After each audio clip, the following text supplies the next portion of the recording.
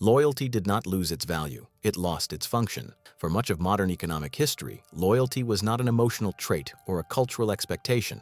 It was a structural component of how systems maintained stability. Long-term attachment between workers and institutions reduced uncertainty across the entire economy.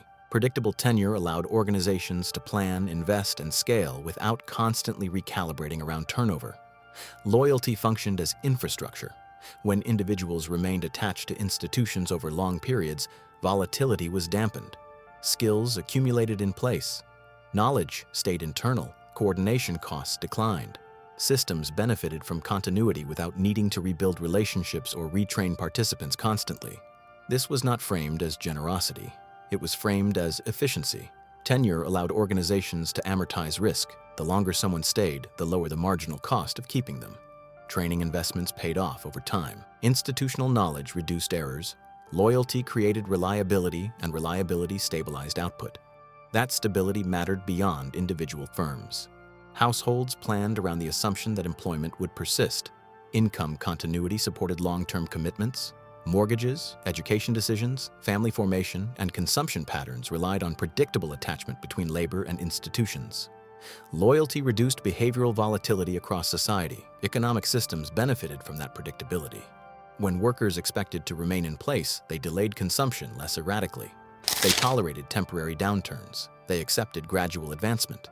Patience became rational because the system signaled continuity. Loyalty justified delay. People accepted lower immediate rewards because they expected cumulative benefit. Time itself became an asset. Staying longer meant becoming more valuable, more protected, and more embedded. Progress was not linear, but it was directional. This arrangement did not depend on trust alone. It depended on necessity. Institutions needed people to stay. Output required human continuity. Production depended on accumulated skill. Service quality depended on familiarity. Expansion required coordination. Loyalty reduced friction that would otherwise slow growth. Because of this, systems reinforced loyalty structurally. Wage ladders were designed around tenure.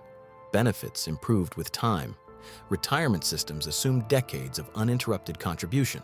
Internal promotions favored incumbents. Loyalty was rewarded because it solved coordination problems. The system did not reward loyalty because it was virtuous. It rewarded loyalty because it was useful. Retention reduced exposure. Turnover introduced risk. Each departure carried cost. Knowledge loss, recruitment expense, training delays, and coordination failures all reduced efficiency. Loyalty minimized those losses. Stability flowed from that logic. When individuals remained attached to institutions, institutions absorbed more risk. Fluctuations were managed internally. Workers were buffered from immediate shocks. That buffering protected output by maintaining demand and preserving operational continuity. Loyalty allowed systems to absorb volatility without transmitting it outward. This is why loyalty once protected both worker and system simultaneously. The protection was reciprocal because the dependency was mutual. Institutions needed people, and people needed institutions. Stability emerged from that interdependence. As long as that dependency existed, loyalty functioned. Tenure reduced uncertainty not only for employers, but for financial systems. Banks issued long-term credit based on employment stability. Insurance systems assumed consistent participation. Pension structures relied on predictable contribution streams. Loyalty anchored these assumptions. Without loyalty, these structures would not have scaled. Long-term, commitment made, deferred reward, rationale. People accepted gradual advancement because the system validated the trade-off. Experience compounded into security. Staying produced insulation. Leaving introduced risk. Loyalty was not sentimental. It was transactional, but the transaction unfolded over time rather than immediately. That temporal structure mattered. Delayed reward required confidence that the system would still recognize past contribution. Loyalty only worked because systems committed to honoring time. Tenure mattered because it translated into future advantage. This created a shared horizon. Individuals aligned their behavior with institutional timelines. Institutions aligned their planning with workforce continuity. The system synchronized around long-term attachment. That synchronization reduced noise. Volatility was smoothed because fewer people were constantly repositioning. Careers unfolded within bounded paths. Progression was slower but more predictable. The economy traded speed for stability. That trade-off made sense under conditions where human continuity constrained output. As long as people were the limiting factor, keeping them attached reduced friction. Loyalty ensured that capacity remained available. Losing experienced participants was costly, so systems avoided it. Protection followed necessity. This arrangement did not eliminate inequality. It did not produce uniform outcomes, but it constrained instability. Most participants remained anchored enough for the system to function smoothly.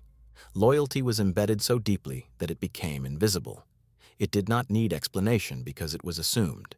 People did not negotiate loyalty explicitly. They inherited it as default. Employment implied attachment. Attachment implied continuity. Continuity implied protection.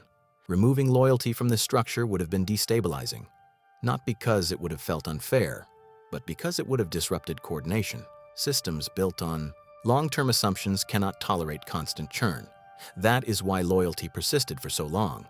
It was not preserved out of tradition. It was preserved because it reduced complexity. It simplified planning. It lowered transaction costs. It stabilized demand and supply simultaneously.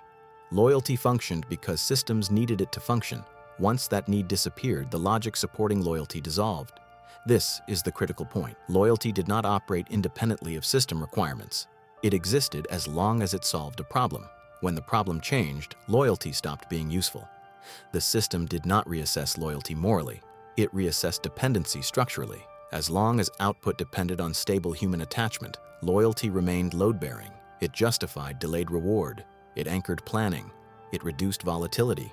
That is what loyalty was supposed to do, and it did it effectively. But it only worked because systems needed it. Once that condition changed, loyalty lost its function. Loyalty became a liability when systems no longer required long-term attachment to function. This shift did not begin with cultural change or managerial philosophy. It began with altered system requirements.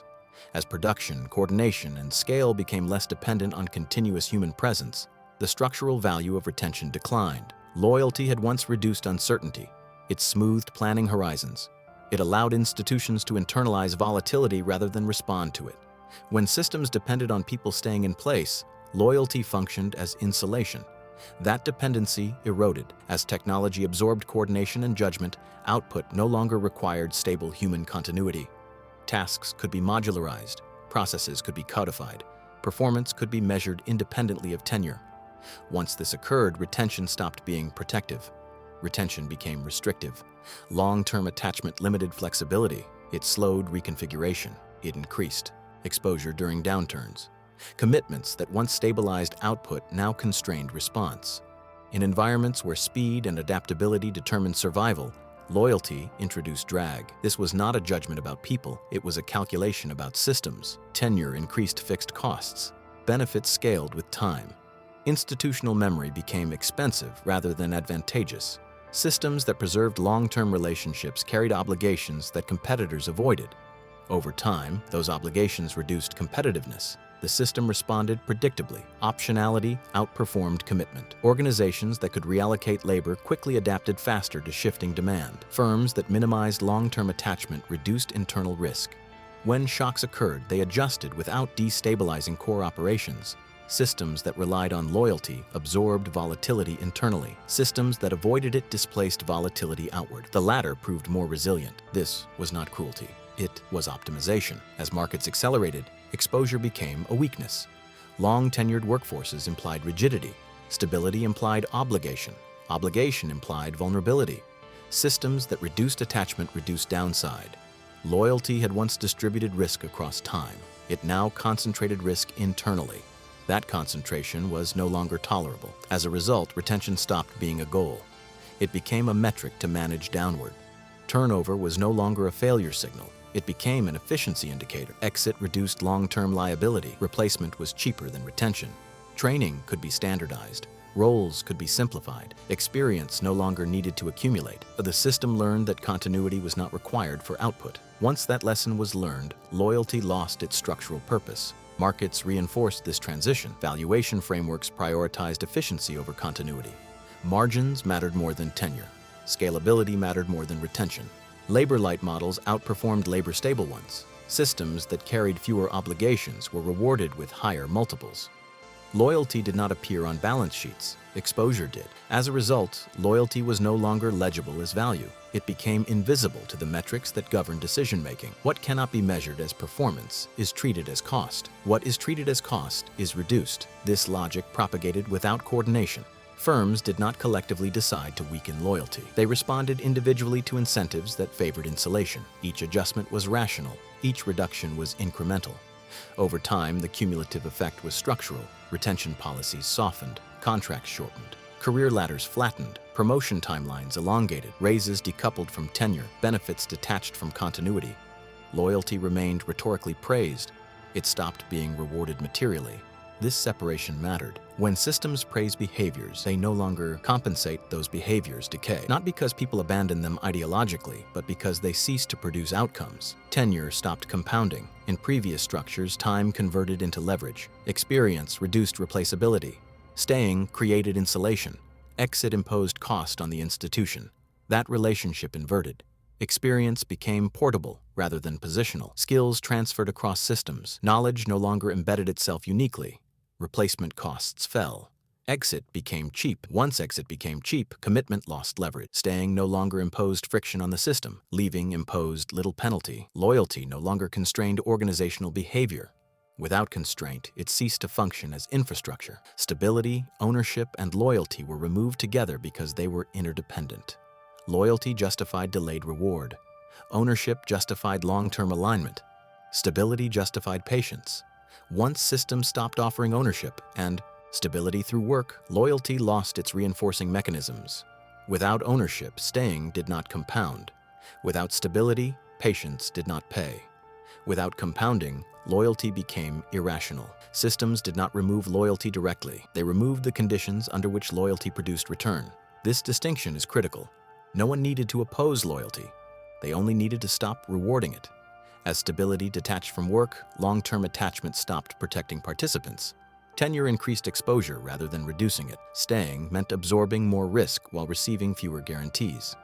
Exit became safer than commitment. Mobility outperformed depth.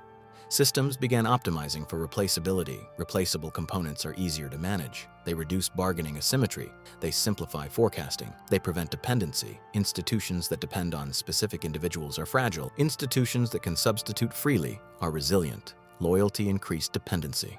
Dependency increased risk. Risk was externalized. This is why loyalty weakened internal competitiveness. Firms that preserved long-term attachment carried costs competitors avoided. They moved slower. They absorbed volatility internally. They protected people the system no longer needed to protect. Over time, they underperformed. The system selected against them. This selection was not ideological, it was emergent. Organizations that optimized for flexibility survived. Organizations that optimized for loyalty adapted or declined. The system did not punish loyalty, it failed to reward it. That failure was enough. Once loyalty stopped improving outcomes, it stopped being rational. Once it stopped being rational, it stopped being reinforced. Once reinforcement ended, behavior followed. Loyalty did not disappear because it was discouraged. It disappeared because it no longer worked. And when a behavior no longer produces insulation, leverage, or protection, systems stop paying for it. At that point, loyalty became symbolic rather than structural. The system had moved on. Loyalty was not replaced by nothing, it was replaced by exit. Once systems stopped rewarding long-term attachment, movement became more valuable than commitment. Exit outperformed staying because exit reduced exposure while preserving access. In environments where continuity no longer produced insulation, remaining attached carried a symmetric risk. Mobility became the dominant strategy. Exit allowed individuals to reset terms. Staying locked participants into deteriorating contracts. Leaving converted time into optionality. Optionality proved more valuable than depth in systems optimized for flexibility. This shift was structural, not cultural. Institutions did not begin encouraging disloyalty. They reorganized in ways that made loyalty inert. When tenure stopped compounding, remaining became a liability. When replacement costs fell, depth lost leverage. When stability detached from roles, continuity stopped protecting anyone. Exit preserved autonomy. Commitment increased exposure. As a result, systems began rewarding behaviors that facilitated movement. Hiring prioritized portability over embeddedness. Credentials mattered more than tenure. External experience signaled adaptability. Internal continuity signaled rigidity. Those who stayed were not punished, they were deprioritized. Experience stopped compounding because systems no longer needed it to. Institutional memory was externalized into processes, software, and documentation. Judgment was standardized. Context was abstracted. Once experience could be encoded, it stopped differentiating individuals. Replaceability became an asset. Institutions that could substitute labor easily reduced dependency. Reduced dependency increased resilience. Resilience improved performance. Performance validated the structure. The system reinforced what worked. Those who exited benefited from asymmetry. External moves reset compensation bands. New roles priced at market rates outpaced internal adjustments. Loyalty capped upside. Mobility reopened it. This was not favoritism, it was math. Internal systems optimized for cost control. External markets optimized for acquisition. Staying meant accepting internal compression. Leaving meant accessing external repricing. Over time, this differential compounded. People who remained accumulated experience without leverage. People who left accumulated leverage without continuity. The system rewarded the latter because leverage aligned with flexibility. Depth became irrelevant where tasks were modular. Institutions no longer needed people to grow with them. They needed people to perform discrete functions. Once those functions could be specified, measured, and transferred, attachment stopped adding value. Loyalty persisted symbolically. It stopped operating materially. Many participants continued behaving as if loyalty still compounded. They invested time. They absorbed risk. They delayed exit in anticipation of deferred reward. The system no longer honored that exchange. Those who exited earlier often advanced faster, not because they were better, but because they aligned with how value now moved. Exit did not signal disengagement. It signaled alignment. Systems began rewarding replaceability explicitly. Roles were scoped narrowly. Knowledge was distributed horizontally. Dependency on individuals was treated as operational risk. Institutions that minimized reliance on any single person performed more predictably. Predictability outperformed detachment. This is why institutions now tolerate high turnover without disruption. Replacement pipelines are designed to function continuously. Continuity of output no longer depends on continuity of people. Loyalty no longer protects because protection requires dependence. Dependence has been engineered out. Experience stopped accumulating value because accumulation implies duration. Duration implies attachment. Attachment implies obligation. Obligation implies exposure. Exposure is avoided. Instead, systems reward legibility, portable credentials, transferable skills, demonstrated output. These can be evaluated quickly and replaced cheaply. Depth takes time to validate. Mobility does not. This is why people who stayed often fell behind those who left, not because staying was wrong, but because staying operated under expired assumptions. The system no longer converted patience into insulation. Those who exited were not necessarily advantaged, they were less constrained. Loyalty still exists, but it no longer protects. Many remain loyal to teams, managers, missions, or institutions. That loyalty now functions emotionally rather than structurally. It provides identity, not leverage. Systems accept loyalty when it does not interfere with optimization. They ignore it when it does. This produces quiet dissonance. Participants continue offering commitment. Systems continue treating them as interchangeable. Neither side announces the mismatch. Behavior adjusts silently. The system does not penalize loyalty, it simply does not compensate it. Once compensation ends, loyalty becomes optional rather than strategic. Exit becomes rational. This replacement is not temporary, it is not cyclical. It reflects a system that no longer benefits from long-term attachment. Where loyalty once reduced volatility, it now increases it. Where it once stabilized performance, it now constrains it. The system responded accordingly. Loyalty lost its function. Exit replaced it. When loyalty no longer compounds, behavior changes even if language does not. People continue to work. They continue to participate. They continue to commit time and attention. What changes is what they expect that participation to produce. In earlier structures, loyalty functioned as a bridge between effort and insulation. Time reduced exposure. Continuity justified patience. Staying implied eventual protection. That bridge no longer exists. Its absence does not announce itself. It reveals itself through friction. People sense that something is off before they can explain it. Effort feels productive but non-accumulative. Time passes without deepening security. Experience grows without translating into insulation. This produces unease rather than clarity. Many misinterpret this feeling. Some assume they have failed to signal loyalty correctly. Others assume they chose the wrong institution. Some assume reward is merely delayed. These interpretations persist because the old model still dominates expectation even after it stopped functioning. What actually stopped working is compounding through attachment. Time no longer converts into leverage simply by being spent in one place. Duration no longer increases protection. Staying does not harden position, it only extends exposure. This creates a subtle inversion. Leaving no longer signals risk. Staying does. Exit reduces dependency. Dependency increases vulnerability. When systems are optimized to avoid reliance, individuals who remain attached carry more uncertainty, not less. This is rarely stated explicitly. It is expressed behaviorally. Commitments become provisional. Planning horizons shorten. Decisions are evaluated for reversibility rather than payoff. People remain involved while keeping distance. This is not cynicism. It is calibration. When loyalty stops compounding, belief stops governing behavior. Interpretation replaces expectation. People stop assuming that institutions will reciprocate continuity because reciprocity is no longer embedded structurally. The system does not discourage loyalty. It simply does not require it. In systems like this, unnecessary behaviors persist only if participants subsidize them voluntarily. Many still do. That does not change outcomes. Another misinterpretation is assuming that navigation requires effort escalation. When compounding disappears, adding intensity does not restore it. Productivity sustains inclusion. It does not alter position. This is why frustration accumulates even among high performers. Output remains valuable, but attachment does not change how value is distributed. The system remains indifferent to duration. What replaces belief is pattern recognition. People begin noticing which behaviors no longer produce protection. They observe that patience no longer pays structurally. They notice that continuity no longer insulates.